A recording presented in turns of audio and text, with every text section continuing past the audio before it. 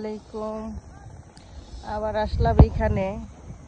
এটা আমার একটা শান্তির জায়গা। মাঝে মধ্যে আমি এখানে আসি, এখানে আসলে আমার ভালো লাগে।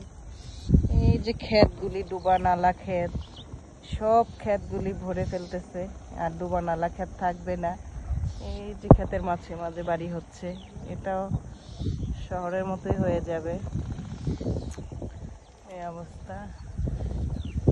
যে ডুবার পাশেই আমার জায়গাটা, না কিছু সবজি করছি। আজকে দেখি কি সবজি নিব, কি হয়েছে সবজিগুলা ঠিকঠাক মতো আছে নাকি চুরে নিয়ে গেছে। চলো দেখি, যাই, সবজি কি আছে দেখি, নাকি চুরে আবার নিয়ে গেছে। এই যে আসলাম, দেখি অনেক সবজি হয়েছে, আবার অনেক সবজি মাত্র হচ্ছে মনে হয়েছে, অনেক সবজি শেষ হয়েছে, আবার অনেক সবজিগুলা চুরেও নিয়ে গেছে। এই যে একটা বেরি গাছ, এটা ছাঁটাই করে দেওয়া হয়েছে, এটাতে এখন ছোট ছোট হচ্ছে বেরিগুলা। হয়েছিল বড়, কিন্তু ছাঁটাই করে দেওয়া হয়েছে। যে গাছের পাতাগুলো ঝরে যাচ্ছে, শীত শেষ হয়ে যাচ্ছে, পাতাগুলাও ঝরে যাচ্ছে। দেখি কি অবস্থা। এটা হচ্ছে এলাচি গাছ,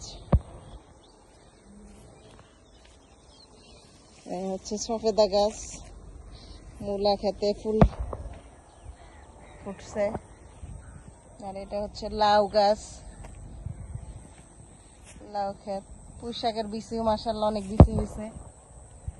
এই কপিগুলা শেষ, নিয়ে গেছে চোরেরাই নিয়ে যায় বেশিরভাগ, আমরা আর তেমন নিতে পারি নাই। তারপরে ছোট ছোট এই যে হচ্ছে কিছু কিছু আছে, কি হইতেছে, সবই নিয়ে গেছে।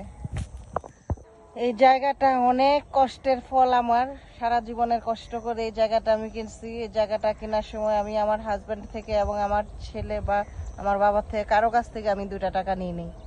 আমি নিজে কষ্ট করে এই জায়গাটা, অনেক কষ্ট অনেক পরিশ্রমের ফল এটা আমার।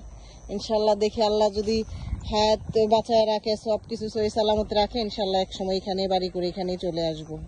এটাই হবে আমার বাসস্থান।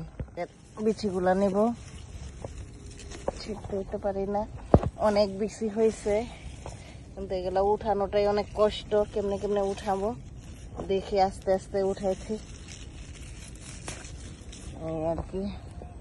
অনেকগুলা বিচি নিব আর কি।